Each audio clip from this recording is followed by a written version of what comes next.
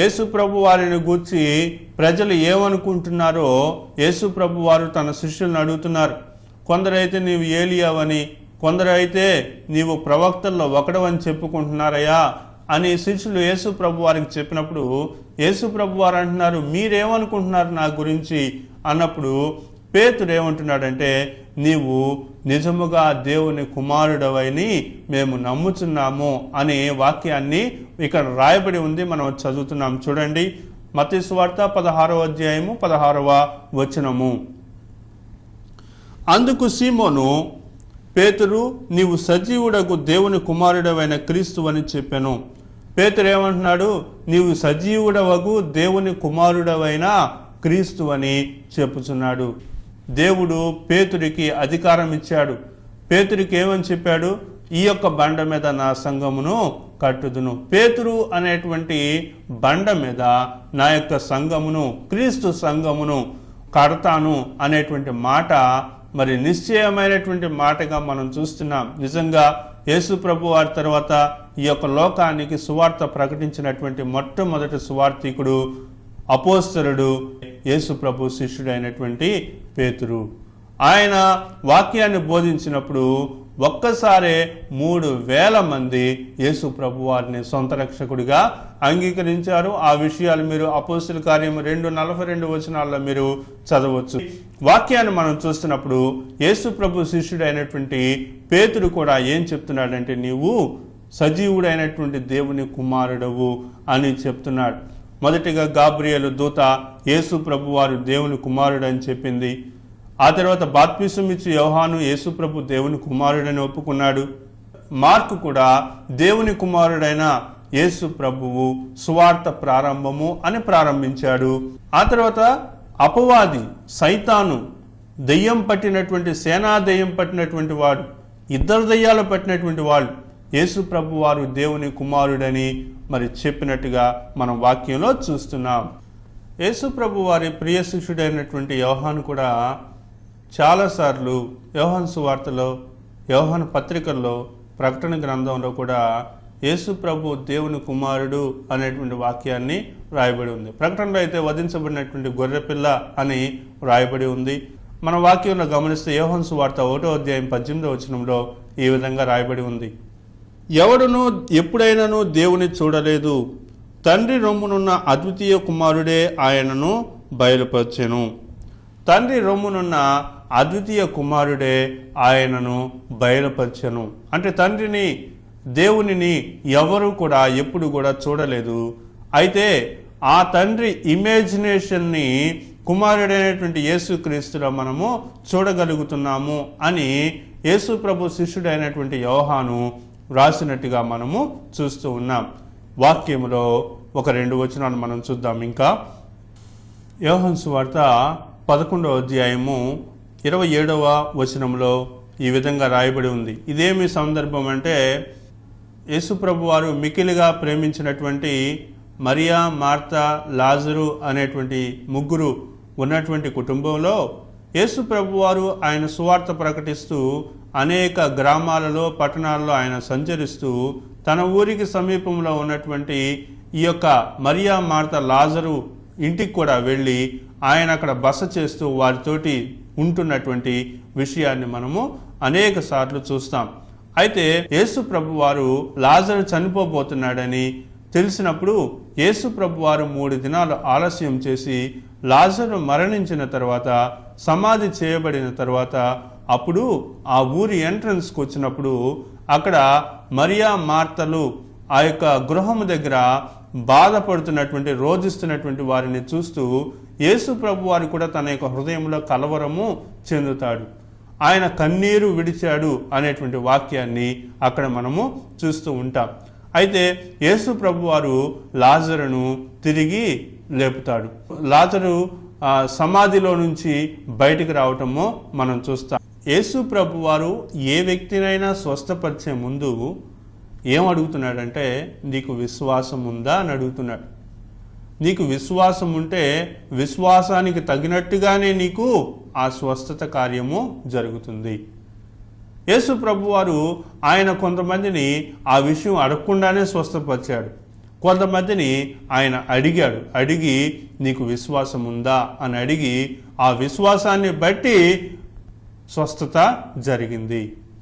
ప్రియ సహోదరి సహోదరులారా, ఈ విషయంలో లాజరును బ్రతికించేటువంటి క్రమంలో వాక్యంలో ఈ విధంగా రాయబడి ఉంది. చూడండి ఏమనుందంటే, యేసు ప్రభువారు మార్తతోటి సంభాషణ చేస్తున్నటువంటి క్రమంలో 24వ వచనం, మార్త ఆయనతో అంత్య దినమున పునరుద్ధానమందు లేచునని ఎరుగుదును. అందుకు యేసు, పునరుద్ధానమును జీవమును నేనే. నా యందు విశ్వాసం ఉంచువాడు చనిపోయినను బ్రతుకును, బ్రతికి నా యందు విశ్వాసం ఉంచు ప్రతివాడు ఎన్నటికీ చనిపోడు. ఈ మాట నమ్ముచున్నావా అని ఆమెను అడిగాను. పునరుద్ధానాన్ని గూర్చినటువంటి వాక్యాన్ని మార్తతోటి పంచుకొని ఈ విషయాన్ని నీవు నమ్ముతున్నావా అని అడిగినప్పుడు 27వ వచనంలో చూడండి ఏముంది. ఆమె, అవును ప్రభువా, నీవు లోకమునకు రావాల్సిన దేవుని కుమారుడవైన క్రీస్తువని నమ్ముచున్నానని ఆయనతో చెప్పాను. మార్త చెప్తుంది యేసు ప్రభు వారితో ఏమని చెప్తుంది, నీవు దేవుని కుమారుడవైన క్రీస్తువని. ఆ విషయంలోనే ప్రభు అయినటువంటి యేసు క్రీస్తు వారు లాజరుని బయటికి రమ్మనగానే ప్రేత వస్త్రములతోటి లాజరు బయటకు వచ్చినటువంటి విషయాన్ని తదుపరి వాక్యాల్లో మనము చూస్తాం. తండ్రి తన కుమారుని ఈ యొక్క లోకములోనికి పంపించాడు. ఈ విషయాన్ని మనము చాలా క్లియర్గా తెలుసుకోవాలి. నీకు రక్షణ కలగాలి అంటే, నీవు రక్షించబడ్డావు అని నీకు తెలియాలి అంటే, యేసు ప్రభు వారు దేవుని కుమారుడని నీ హృదయమందు నీవు విశ్వసించినప్పుడు మాత్రమే నీవు రక్షించబడతావు. ఈ విషయాన్ని నువ్వు గుర్తుపెట్టుకోవాలి. అయితే ధర్మశాస్త్రోపదేశకులు యేసు ప్రభు వారిని ఏం చేశారో తెలుసా? ధర్మశాస్త్రోపదేశకులు, శాస్త్రులు, పరిసయ్యులు, పెద్దలు వీరందరూ కూడా యేసు ప్రభు వారిని నీవు దేవుని కుమారుడవా అని అడిగారు. ఆ వాక్యాలు మనం చూద్దాం.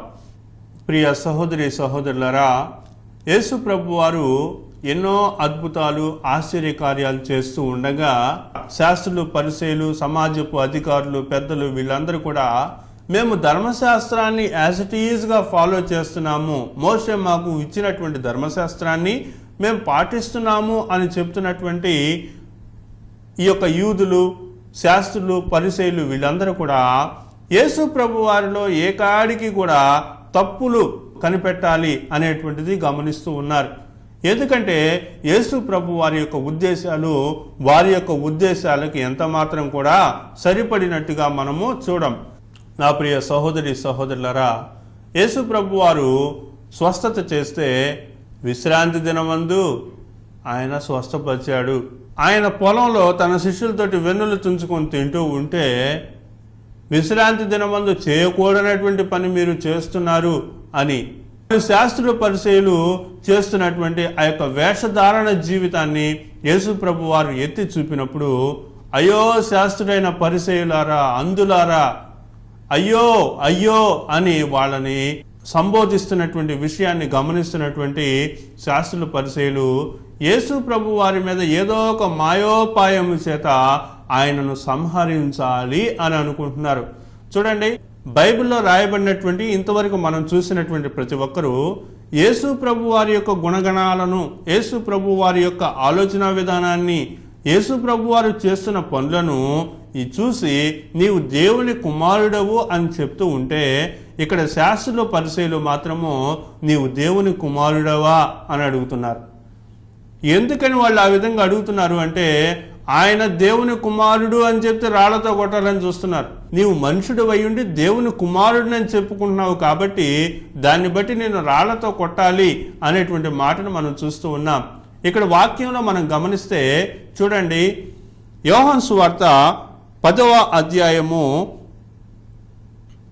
22వ వచనం నుంచి ఉన్నటువంటి వాక్య భాగాల్లో కొన్నిటిని నేను చదువుతాను. చూడండి, 24వ వచనం చూస్తే, ఎంతకాలం మమ్మల్ని సందేహ పెట్టుదువు, నీవు క్రీస్తువైతే మాతో స్పష్టముగా చెప్పమనిరి. ఆ తర్వాత 30వ వచనం చూస్తే, నేనును తండ్రియు ఏకమై ఉన్నామని వారితో చెప్పాను. యేసు ప్రభు వారు ఏం చెప్తున్నారంటే, నేను తండ్రి ఇద్దరము కూడా ఏకమై ఉన్నాము అని చెప్పేసి ఆ యొక్క శాస్త్రులతోటి పరిశీలతోటి చెప్తున్నట్టుగా మనం చూస్తున్నాం. 33వ వచనం చూస్తే, నీవు మనుషుడవయుండి దేవుడని చెప్పుకొంచున్నావు గనుక దేవదూషణ చేసినందుకే నిన్ను రాళ్లతో కొట్టుదమను గాని మంచి క్రియ చేసినందుకు కాదని వారితో చెప్పాను.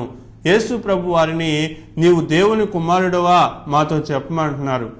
వాళ్ళకి నేను దేవుని కుమారుణ్ణి అని చెప్తే ఆయనను దేవదూషణ చేశాడు అనే రాళ్లతో కొడతాము అని అంటున్నారు. చూడండి ఎంత భయంకరమైనటువంటి పరిస్థితుల్లో ఉన్నారు. యేసు ప్రభు వారు ఎంత భయంకరమైనటువంటి ప్రజల మధ్య ఆయన జీవించాడో. దేవుని కుమారుడు అని అందరూ చెప్తూ ఉంటే దుష్ట శక్తులు, యేసు ప్రభు శిష్యులు, దేవదూతలు ఆయనను నీవు దేవుని కుమారుడవు అని చెప్తూ ఉంటే శాస్త్రులు పరిశీలు ఏం చేస్తున్నారండి? వీళ్ళు దేవుని కుమారుడు అని నమ్మలేకపోతున్నారు. వీళ్ళు యేసు ప్రభు దేవుని కుమారుడు అని అంగీకరించలేకపోతున్నారు. వాళ్ళు యేసు ప్రభువుని అంగీకరించలేక, ఆయన యొక్క విధానాన్ని అంగీకరించలేక ఆయనను సంహరించాలి అనేటువంటి ఉద్దేశంతో ఏం చేస్తున్నారు? దేవదూషణ చేశావు, నిన్ను రాళ్లతో కొట్టాలి అంటున్నారు. ఇంకొక వచనం చూస్తే 35వ వచనం చూస్తే, దేవుని వాక్యం ఎవరికి వచ్చినో వారే దైవములని చెప్పిన ఎడల నేను దేవుని కుమారుడినని చెప్పినందుకు తండ్రి ప్రతిష్ఠ చేసి ఈ లోకంలోనికి పంపిన వానితో నీవు దేవదర్శన చేయుచున్నావని చెప్పుదురా. తండ్రి ప్రతిష్ఠ చేసి కుమారుని ఈ యొక్క లోకంలోనికి పంపించాడు అంటే కుమారునిగా నన్ను ఈ యొక్క లోకంలోనికి పంపించాడని అని చెప్తే నేను దేవదోషం చేశానని మీరు అంటారా అని యేసు ప్రభు వారు వారితోటి మాట్లాడుతున్నట్టుగా మనం చూస్తున్నాం. 38వ వచనం చూస్తే, నన్ను నమ్మకున్నాను, తండ్రి నాయందును నేను తండ్రి యందును ఉన్నామని మీరు గ్రహించి తెలుసుకున్నట్లు ఈ క్రియలను నమ్ముడని వారితో చెప్పాను. ఆ తర్వాత మనం చూస్తే ప్రధాన యాజకుడు ఏమంటున్నాడో చూద్దాం. మత్తయి సువార్త 26వ అధ్యాయం 63వ వచనం నుంచి చూద్దాం. అందుకు ప్రధాన యాజకుడు ఆయనను చూచి, నీవు దేవుని కుమారుడవైన క్రీస్తు అయితే ఆ మాట మాతో చెప్పు, మన జీవము గల దేవుని తోడన నీకు ఆనబెట్టుచున్నానెను. అందుకు యేసు, నీవన్నట్టే ఇది మొదలుకొని మనుష్య కుమారుడు సర్వశక్తిని కుడిపార్శ్వమున కూర్చుండటయు ఆకాశ మేఘారూఢై వచ్చుటయు మీరు చూచురని చెప్పగా, ప్రధాన యాజకుడు తన వస్త్రము చింపుకొని, వీడు దేవదూషణ చేసెను, మనకిక సాక్షులతో పని ఏమి? ఇదిగో ఈ దూషణ మీరిప్పుడు విన్నారు, మీకేమి తోచుచున్నదని అడిగిన. అందుకు వారు, వీడు మరణమునకు పాత్రుడండ్రి. అప్పుడు వారు ఆయన ముఖం మీద ఉమ్మి వేసి ఆయనను గుద్దిరి. కొందరు ఆయనను అరచేతులతో కొట్టి, క్రీస్తు నిన్ను కొట్టిన వాడెవడో ప్రవచింపమనిరి. లోకంలో ఉన్నటువంటి ప్రతి ఒక్కరూ, దేవుని దూతలు, ఆయన శిష్యులు, అపవాది శక్తులు, స్వస్థత నొందినటువంటి వారందరూ కూడా నీవు దేవుని కుమారుడు అని చెప్తూ ఉంటే, ఇక్కడ శాస్త్రులు పరిసయ్యులు అంటే ఎవరో తెలుసా? వాక్యాన్ని బాగా ఎరిగి ధర్మశాస్త్ర ప్రకారం జీవించేటువంటి వాళ్ళు ఏమంటున్నారు? నీవు దేవుని కుమారుడు అయితే మాతో చెప్పు, నీవు దేవుని కుమారుడు అయితే దేవదోషం చేశావు కాబట్టి నిన్ను రాళ్లతో కొట్టాలి. ఇక్కడ ప్రధాన యాజకుడి దగ్గర కూడా నీవు దేవుని కుమారుడు అయితే మాతో చెప్పమన్నప్పుడు యేసు ప్రభు వారు అవును నీవు అన్నట్టే అని ఒప్పుకున్నప్పుడు వారి యొక్క వస్త్రాలు చింపుకొని ఆయన మీద ఉమ్మి వేసి ఆయనను కొట్టినట్టుగా మనం చూస్తూ ఉన్నాం. తర్వాత ఒక వాక్యాన్ని చూద్దాము. యోహాను సువార్త 19వ అధ్యాయం 6-7 వచనాల్లో ఈ విధంగా రాయబడి ఉంది. ప్రధాన యాజకులను బంట్రౌతులను ఆయనను చూచి సిలువేమో అని కేకలు వేయగా, పిలాతు ఆయన యందు ఏ దోషము నాకు కనబడలేదు గనుక మీరే ఆయనను తీసుకుని పోయి సిలువ వేయుడని వారితో చెప్పెను. అందుకు యూదులు, మాకు ఒక నియమం కలదు, తాను దేవుని కుమారుడినని ఇతడు చెప్పుకొనెను గనుక ఆ నియమము చొప్పున ఇతడు చావవలననే అతనితో చెప్పిరి. పిలాతు యేసు ప్రభు వారిని చూచి ఇతని యందు నాకే దోషం కనిపించట్లేదని చెప్తే, యూదులు ఏమంటున్నారంటే ఈయన దేవుని యొక్క కుమారుడని చెప్పుకుంటున్నాడు కాబట్టి ఈయన సిలువ వేయబడవలెను అని చెప్పేసి చెప్తూ ఉన్నాడు. చూసారా, ఈ లోకంలో యేసు ప్రభు వారు దేవుని కుమారుడు. దేవుడు తన యొక్క ప్రియ కుమారుని ఈ యొక్క లోకంలోనికి పంపిస్తే ఆ విషయాన్ని మర్చిపోయి ఆ విషయాన్ని గ్రహించలేనటువంటి గుడ్డితనంలో ఉండి ఆ ప్రియ కుమారుణ్ణి విశ్వసించలేక ఆ ప్రియ కుమారుణ్ణి సిలువకు ఎక్కించేటువంటి వారిగా, ఆ ప్రియ కుమారుణ్ణి కొట్టినటువంటి వారిగా, ఆ ప్రియ కుమారుని మీద ఉమ్మి వేసినటువంటి వారిగా మనము వాక్యంలో చూస్తూ ఉన్నాం. ఈ లోకము యేసు ప్రభు వారిని నమ్మలేదు. ఈ లోకము యేసు ప్రభు వారిని దేవుని కుమారుడిగా అంగీకరించలేకపోయింది. ప్రియ సహోదరి సహోదరుడా, నీవు యేసు ప్రభు దేవుని కుమారుడని నమ్మితేనే నీకు రక్షణ. యేసు ప్రభు దేవుని కుమారుడు కాదు అని నువ్వు చెప్తే నీవు రక్షించబడలేదు అని అర్థం. యేసు ప్రభు వారు సిలువలో నీ కోసము ఆయన మరణించారు. ఈ సిలువలో ఆయన మనందరి పాపాల నిమిత్తము సిలువలో ఆయన మరణించారు. ఆ యొక్క మరణాన్ని తండ్రి తన యొక్క ప్రియ